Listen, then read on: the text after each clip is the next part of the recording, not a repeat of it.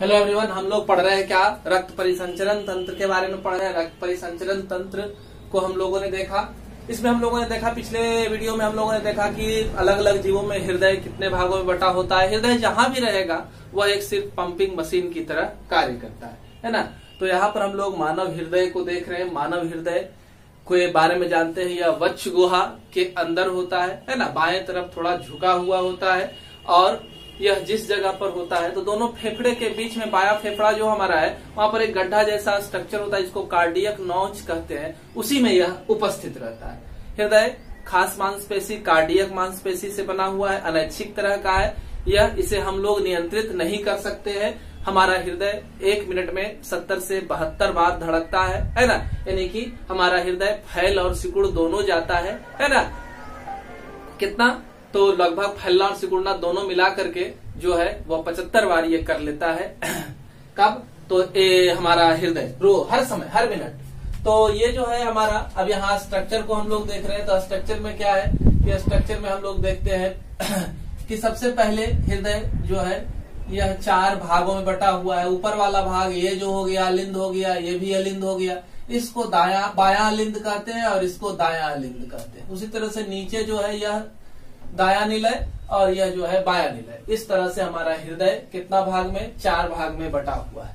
अब ये देखें कि हृदय में ये जो चैम्बर है ना, तो ये अलिंद कहलाया। अब यहाँ से क्या देख रहे हैं, एक नली निकल रही है। इस नली को महाधमनी कहते हैं, इस नली को फुफ्फुसीय शिरा कहते हैं। इसके अलावा हमारा दोनों अलिंद जो है आपस में एक दूसरे से अलग है। किसके द्वारा, एक दीवार के द्वारा, है ना। तो उसे अंतरा अलिंद दीवार कहा जाता है। अंतरा अलिंद दीवार, इस दीवार को क्या कहेंगे, अंतरा अलिंद दीवार कहा जाएगा। ठीक है। उसी तरह से हमारे दोनों निलय जो है अंतरा निलय दीवार के द्वारा अलग होंगे। फिर हमारे अलिंद और निलय को अलग करने के लिए, है ना, क्या है, बीच में एक दीवार है जिसे अलिंद निलय दीवार कहा जाएगा। यहाँ पर जो दीवार है इसे अलिंद निलय दीवार कहा जाएगा। ठीक है। तो इस तरह से हमारा हृदय 4 चैम्बर में बटा हुआ है। इसके अलावा आप क्या देख पा रहे हैं कि हमारे हृदय में कुछ कपाट होते हैं, वॉल्व होते हैं, ढक्कन होते हैं, है ना। हमारे हृदय में कुल जो होते हैं वो कितने, तो कुल एक तो अर्धचंद्राकार कपाट हो गया, इस जगह पर उपस्थित है। यहाँ पर जो आप देख रहे हैं द्विवलनीय कपाट है, ये त्रिवलनीय कपाट है। Bicuspid valve, tricuspid valve. उसके बाद यह जो ढक्कन है हृदय के अंदर जो है रक्त के परिवहन को एक दिशीय बनाए रखता है। हृदय के अंदर ये जो ढक्कन है वो क्या करता है, रक्त के परिवहन को एक दिशीय बनाए रखने में मदद करता है। मतलब रक्त जो है ऊपर से हमेशा क्या, तो नीचे की ओर ही आती है, ये कभी भी लौट करके ऊपर नहीं जाती है ना। ऐसी बनावट है। अब हम लोग देखते हैं कि यहाँ पर जो है यह जो है वेना कैवा कहलाता है। इसको महाशिरा कहते हैं, इस नली को, इसे महाधमनी कहते हैं। तो यहाँ जो महाधमनी है यह क्या करेगा, है ना, महाशिरा जो है। तो आप याद रखें कि हृदय के बाएं भाग में शुद्ध रक्त बहता है, हृदय के दाएं भाग में अशुद्ध रक्त बहता है। शुद्ध का मतलब ऑक्सीजन की मात्रा ज्यादा रहेगी, अशुद्ध का मतलब कार्बन डाइऑक्साइड का कंसंट्रेशन जो है वह ज्यादा रहेगा। तो हमारा बायां अलिंद जो है वो क्या करता है, बायां अलिंद जो है वह रिसीव करता है ऑक्सीजन युक्त रक्त को, किसके द्वारा, फुफ्फुसीय शिरा के द्वारा, है ना। बायां अलिंद जो है रक्त को रिसीव करेगा, ऑक्सीजन युक्त रक्त को रिसीव करेगा। कहाँ से, तो यह फुफ्फुस से, फेफड़े से रिसीव करेगा, किसके द्वारा, शिरा के द्वारा, फुफ्फुसीय शिरा के द्वारा। याद रहेंगे अपवाद के रूप में यहाँ पर शिरा में सिर्फ शुद्ध रक्त बहता है, बाकी जगहों पर शिरा में अशुद्ध रक्त ही बहता है। ठीक है। उसके बाद है कि महाशिरा का काम क्या है। 2 महाशिरा है, एक अग्र महाशिरा और एक पश्च महाशिरा। जो भी महाशिरा है उसका कार्य क्या है, तो महाशिरा का कार्य है कि अशुद्ध रक्त को पूरे शरीर से संग्रहित कर करके वह हृदय के दाएं भाग में लाने का काम करता है। हृदय के दाएं भाग में जब रक्त आ जाएगा तो वह जला जाएगा शुद्धिकरण के लिए। कहा, तो फेफड़े के अंदर चला जाएगा और फेफड़े तक पहुंचाने का काम किसका है, तो फुफ्फुसीय धमनी का। इस दोनों जगह पर आप उल्टा काम देख रहे हैं। ये जो है कार्बन डाइऑक्साइड युक्त रक्त को और ये ऑक्सीजन युक्त रक्त को, सिरा होते हुए भी, धमनी होते हुए भी। धमनी में हमेशा शुद्ध रक्त है, लेकिन यहाँ पर दोनों जगह पर क्या है, अपवाद है। ठीक है। तो इस तरह से हम लोग 4 नली को देखें जो मुख्य रूप से हमारे शरीर के अंदर, हृदय के अंदर जो है वो कार्य करता है, कार्यात्मक होता है। अब देखें कि हमारा ये जो रचना देख रहे हैं, तो इसमें सबसे पहले अगर रक्त जो है फेफड़े के द्वारा शुद्ध रक्त अगर भेजा जाएगा कहाँ, हमारे बाएं अलिंद में, तो बायां अलिंद में जब भर जाएगा वो, तो क्या हो जाएगा, बायां अलिंद उसको क्या कर देगा। देखिए कैसे कैसे गति करती है हमारे हृदय के अंदर, फैलने और सिकुड़ने की गति जो कैसे होती है। ये हृदय, तो सबसे पहले ऊपर वाला जो हिस्सा है वो सिकुड़ेगा तो नीचे वाला क्या होगा, फैलेगा। अब नीचे वाला अगर सिकुड़ेगा तो ऊपर वाला क्या होगा, फैलेगा। ऊपर वाला नीचे वाला, बात समझ में आया कि ऊपर अगर सिकुड़ रहा है यानी अलिंद दोनों एक साथ सिकुड़ेगा और हमारा निलय जो है दोनों एक साथ फैलेगा, है ना। फिर निलय अगर दोनों एक साथ सिकुड़ेगा तो अलिंद दोनों एक साथ क्या होगा, फैलेगा। इस तरह से शिथिलन और संकुचन की प्रक्रिया हमारे फेफड़े के अंदर होती है, ठीक है। तो सबसे पहले यह क्या करेगा, फुफ्फुसीय शिरा के द्वारा शुद्ध रक्त को रिसीव करेगा, अलिंद के अंदर रक्त भर जाएगा। जब अलिंद के अंदर रक्त भर जाएगा तो इस रक्त को दबाव ज्यादा हो जाएगा, दबाव ज्यादा होने की वजह से यहाँ पर जो अर्धचंद्राकार कपाट है, कुछ इस तरह से कपाट है, अर्धचंद्राकार कपाट जो है वो क्या है, कुछ इस तरह से, है ना। जैसे ही रक्त का दबाव आता है तो ये भी दब जाता है, ये भी दब जाता है, बीच में गैप हो जाता है। इस पहले ऐसे था, गैप हो गया और रक्त जो है नीचे उतर जाता है। तो इस तरह से रक्त पहुंच गया कहाँ, हमारे निलय के पास पहुंच गया, बाएं निलय में शुद्ध रक्त जो है वो पहुंच गया।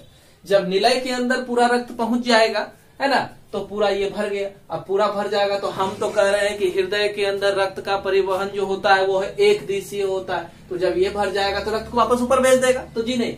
अब रक्त कितना ही प्रेशर लगाए तो ये जो अर्धचंद्राकार कपाट था वो खुलेगा ही नहीं, है ना। इस तरह से पैक हो जाता है, ये खुलेगा नहीं। पहले वाला कंडीशन में इस तरह से दबता था, लेकिन अब ये जो है दबता नहीं है। तो इस तरह से पैक, नीचे से प्रेशर लगेगा तो नहीं खुलेगा। तो अब रक्त जाएगा कहाँ, तो हम लोग जो ये देख रहे हैं, ये महाधमनी को देख रहे हैं, महाधमनी से ये इस तरह से जुड़ा हुआ होता है ना। कौन, द्विवलनीय कपाट। तो द्विवलनीय कपाट ओपन होगा और सारा शुद्ध रक्त जो है वह महाधमनी को भेज दिया जाएगा और महाधमनी पूरे शुद्ध रक्त को पूरे शरीर में पहुंचाने का काम करेगा, ठीक है। अब जिस समय यह सिकुड़ा था उसी तरह, जिस समय यह फैल करके रक्त को रिसीव किया था उसी समय यह भी फैल करके क्या किया था, महाशिरा के द्वारा सारे शरीर से संग्रहित अशुद्ध रक्त को ग्रहण किया था। फिर यहाँ पर यह भर गया था, यहाँ भरने के बाद फिर ये रक्त को क्या कर दिया था, इसमें पैर पंप कर दिया था। तो फिर यहाँ आया और यह जो नली है फुफ्फुसीय धमनी वाली नली, वो इस तरह से इससे जुड़ी हुई होती है। तो जैसे ही यहाँ प्रेशर बढ़ेगा तो प्रेशर बढ़ने के बाद ये त्रिवलनीय कपाट जो है वो खुल जाएंगे और सारा रक्त जो है फुफ्फुसीय धमनी को भेज दिया जाएगा शुद्ध होने के लिए, है ना। तो एक साथ, है ना, एक बार इधर हमारा शुद्ध रक्त आया तो इधर हमारा अशुद्ध रक्त आया, दोनों क्रियाएं एक साथ हो रही है। एक बार शुद्ध रक्त आया उधर से और इधर से पूरे शरीर से अशुद्ध रक्त इसमें पहुंचा, फिर दोनों नीचे पंप कर दिया गया। शुद्ध रक्त जो है पूरा शरीर में, अशुद्ध रक्त जो है शुद्ध होने के लिए चला गया धमनी के द्वारा, महाधमनी के फुफ्फुसीय धमनी के द्वारा चला गया फेफड़े के अंदर, है ना। तो यह प्रक्रिया हमारे हृदय में होती है और इस तरह से रक्त का परिवहन लगातार होते रहता है। तो हृदय का फैलना और सिकुड़ना जो है वो बता चुके हैं पहले भी, है ना। 0.6 सेकंड लेता है एक बार फैलने और सिकुड़ने में, यानी कि एक धड़कन के लिए 0.6 सेकंड का समय लगता है ना। और यानी कि 0.3 सेकंड में हमारा पूरा रक्त जो है परिवहित हो जाता है, मैंने पंप कर दिया जाता है। और इस तरह से 1 मिनट में टोटल 75 बार हम बता ही चुके पहले। तो ये हमारा हृदय की रचना को हम लोगों ने देखा, हृदय कैसे कैसे काम करता है, थोड़ा बहुत हम लोगों ने समझा। अब हृदय जो काम करता है, हृदय जो ब्लड को पंप किया, अब दिमाग में घूम रहा है कि महाधमनी से जो रक्त आया वो पूरे शरीर में कैसे कैसे जाएगा, है ना। तो पूरे शरीर में हम लोग यहाँ चार्ट बना दिए, मानव रुधिर परिवहन तंत्र का एक चार्ट यहाँ बना दिए। अब ये आपको क्लियर करेगा कि हमारे पूरे शरीर में रक्त जो है वह किस तरह से परिवहित होता है हर जगह। तो ये जो परिवहन की व्यवस्था है, आप देखिए, अब दाया बाया में कंफ्यूज नहीं करना है। ये हमारा हृदय है ना, ये फेफड़ा।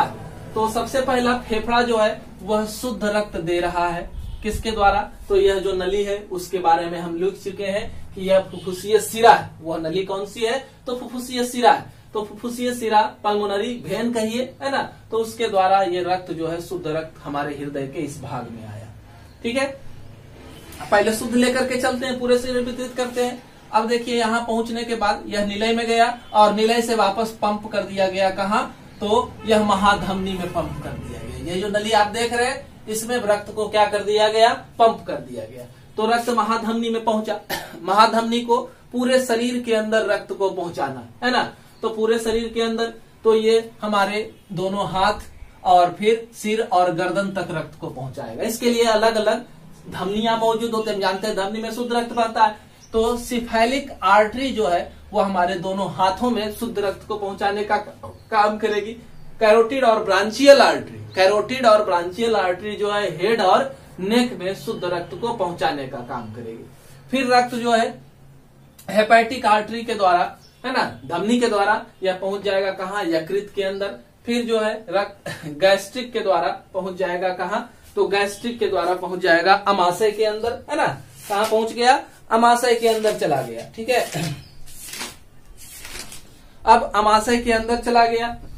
अब उसी तरह से मिजेंट्रिक आर्टरी के द्वारा यानी कि धमनी के द्वारा वह आहार नाल के अंदर चला गया। रीनल धमनी के द्वारा किडनी के अंदर, फीमोरल के द्वारा यह लेग्स के अंदर। हर जगह ऑक्सीजन युक्त रक्त जो है वह पहुंच रहा है ना। हम लोग देख रहे हैं कि हर जगह ऑक्सीजन युक्त रक्त पहुंच गया, पूरे शरीर में वितरित हो गया हर नलियों के द्वारा। अब जो है हर नली से लेग के अंदर गया, वहां पर श्वसन होगा यानी कि कोशिकीय श्वसन होगा। कोशिकीय श्वसन के उपरांत जो है कार्बन डाइऑक्साइड मुक्त होगा। तो लेग जो है फीमोरल वेन के द्वारा, यहाँ पर सारा नली जो है वो क्या है, वेन है, सिरा है ना, वेन है, सिरा है। तो इसके द्वारा फीमोरल वेन के द्वारा रक्त को आगे भेज देगा। फिर क्या है, बिक्र जो है ये भी निकाल देगा। अब यहाँ पर आप देख रहे हैं कि ये डायरेक्ट यकृत जो है वो अमाशय से भी रक्त को ग्रहण कर रहा है और आहार नाल से भी रक्त को ग्रहण कर रहा है ना। यकृत के अंदर जो है वो अमाशय का भी गंदा खून और आहार नाल का भी गंदा खून जो है वो पहुंच रहा है। डायरेक्टली ये इससे नहीं जुड़ा हुआ है, उसको वहां से जोड़े। ठीक है, तो इतना दूर का पूरा सिस्टम जो है हेपेटिक पोर्टल वेन कहा जाता है ना। इसी को हम लोग कहते हैं यकृत निवाहिका तंत्र कहते हैं। ठीक है, तो इसके द्वारा रक्त जो है पूरा अशुद्ध रक्त आहार नाल का भी यकृत में, और यकृत इसको भेजेगा शुद्ध होने के लिए कहाँ, तो अलिंद में, है ना। तो यहाँ पर आप देखें कि दो पाइप आ रहा है, एक अग्र महाशिरा वेना कैवा जिसको कहते हैं, अग्र महाशिरा, और दूसरा जो है पश्च महाशिरा। तो दोनों के द्वारा कार्बन डाइऑक्साइड युक्त रक्त जो है वो पहुंच रहा है कहाँ, तो दाएं अलिंद में। दाएं अलिंद में कार्बन डाइऑक्साइड युक्त रक्त जो है ये अग्र महाशिरा और पश्च महाशिरा के द्वारा। तो इतना दूर से पश्च महाशिरा रक्त को पहुंचाया, है ना, और इधर से जो है रक्त को लाने वाला जो था अग्र महाशिरा था। यहाँ पर भी ये जो नली है उसको कैरोटिड या ब्रांचियल वेन कहेंगे, इसको सिफेलिक वेन कहेंगे। तो हम लोग आगे देख रहे थे कहाँ, तो पूरे शरीर में ऊपर से अग्र महाशिरा के द्वारा रक्त जो है रिसीव किया गया, है ना। अग्र महाशिरा ने कहा से, तो हेड से, नेक से, फोर लिम्ब से रक्त को रिसीव करके दाएं अलिंद में पहुंचाने का काम किया, और पश्च महाशिरा बाकी शरीर के निचले हिस्से से रक्त को क्या करता है, यहाँ पहुंचाने का काम करता है। ठीक है, उसके बाद आप देखें कि यह पूरा परिवहन हम लोगों ने देखा क्या, तो हमारा मानव शरीर के अंदर रक्त परिवहन कैसे कैसे अशुद्ध रक्त जा रहा है। सब जगह हमको सिर्फ याद रखना है कि सब वेन है, हेपेटिक है तो हेपेटिक वेन यहाँ होगा, है ना। इधर आर्टरी था, इस साइड में क्या है, वेन है। अब देखिए कि मानव रुधिर परिवहन तंत्र को क्या कर दिया गया है, 4 भागों में बांटा गया है। पहला जो है उसे कहते हैं दैहिक परिवहन या सिस्टेमिक परिवहन। तो इसमें क्या होता है, इसमें देखिए तो हृदय से ऑक्सीजन युक्त रक्त यहाँ से शुरू करेंगे। हृदय से ऑक्सीजन युक्त रक्त निकलता है, कहाँ पहुंचा, महाधमनी में पहुंचा। महाधमनी से पूरे शरीर में वितरित कर दिया गया। पूरे शरीर से यह फिर कार्बन डाइऑक्साइड युक्त रक्त को ग्रहण कर लिया और फिर वापस हृदय में लाया। तो वही लिखे है कि हृदय से रक्त पहले क्या आया, महाधमनी में आया, यहाँ आया, उसके बाद इसको पूरे शरीर में भेज दिया गया ऑक्सीजन युक्त रक्त को, और फिर पूरे शरीर से कार्बन डाइऑक्साइड युक्त रक्त जो है हृदय तक पहुंचा, है ना। मैंने हृदय से शुद्ध रक्त का पूरे शरीर में जाना और पूरे शरीर से अशुद्ध रक्त का वापस हृदय में आना को क्या कहते हैं, दैहिक परिवहन कहते हैं। इतना दूर को क्या कहा जाता है, दैहिक परिवहन। और फुफ्फुसीय परिवहन को देखिए, फुफ्फुसीय परिवहन में क्या है कि ये दायां अलिंद से रक्त जो है वो दायां अलिंद से रक्त कहाँ पहुंचा, निलय में पहुंचा। निलय से रक्त कहाँ पहुंचा? तो फुफ्फुसीय धमनी में पहुंचा। फुफ्फुसीय धमनी से रक्त कहाँ पहुंचा? तो फुफ्फुसीय धमनी से रक्त जो है वो फेफड़े में पहुंचा, और फेफड़े से रक्त जो है शुद्ध हो गया, अब ऑक्सीजन युक्त हो गया, तो फेफड़े से वापस जो है फुफ्फुसीय शिरा के द्वारा, इसके द्वारा फुफ्फुसीय शिरा के द्वारा यह अलिंद में, अलिंद से निलय में, निलय से फिर कहा? तो महाधमनी में जो पहुंचा। तो इस प्रक्रिया को हम लोग क्या कहते हैं? महाधमनी में जाने से पहले, है ना, फिर से एक बार कि फुफ्फुसीय परिवहन में क्या है कि पहला दाया अलिंद से रक्त जो है वह निलय में पहुंचा, निलय से रक्त जो है वह फुफ्फुसीय धमनी में, फुफ्फुसीय धमनी से फेफड़ा में, फेफड़ा में रक्त जो है कार्बन डाइऑक्साइड वाला शुद्ध हो गया, शुद्ध होने के बाद फुफ्फुसीय शिरा के द्वारा यह फिर कहा? बाएं अलिंद में, और फिर बाएं अलिंद से बाएं निलय में पहुंचा। तो इतना दूर का परिवहन को क्या कहा जाता है? फुफ्फुसीय परिवहन। बाकी परिवहन से देखिए फुफ्फुसीय परिवहन को कोई लेना देना नहीं, इतना दूर का काम जो है बिल्कुल सेपरेट है। तो ये कहलाया आपका फुफ्फुसीय परिवहन। और फिर क्या है आपका? कोरोनरी परिवहन एक है। तो कोरोनरी परिवहन का मतलब हमारा जो हृदय है, हृदय के अंदर कोई धमनी जब घुसती है तो धमनी के द्वारा पूरा शरीर में, पूरा हृदय के अंदर जो है केशिकाओं के द्वारा रक्त सप्लाई कर दिया जाता है, फिर केशिकाएं जो है शुद्ध रक्त को वहां से ग्रहण करके बाहर निकालती है। तो हृदय के अंदर रक्त की जो सप्लाई होती है उसे कोरोनरी परिवहन कहा जाता है। यकृत निवाहिका तंत्र है ना, हेपेटिक पोर्टल सिस्टम में क्या है कि यकृत हमारा आमाशय से अशुद्ध रक्त पहुंचा यकृत में, आहार नाल से अशुद्ध रक्त पहुंचा यकृत में, और फिर यहाँ से यहाँ निकला। तो इतना दूर का सिस्टम जो है वो क्या कहलाता है? यकृत निवाहिका तंत्र कहलाता है। ठीक है, इतना इस आज की वीडियो में हम लोग इतना देखते हैं, फिर आगे देखेंगे।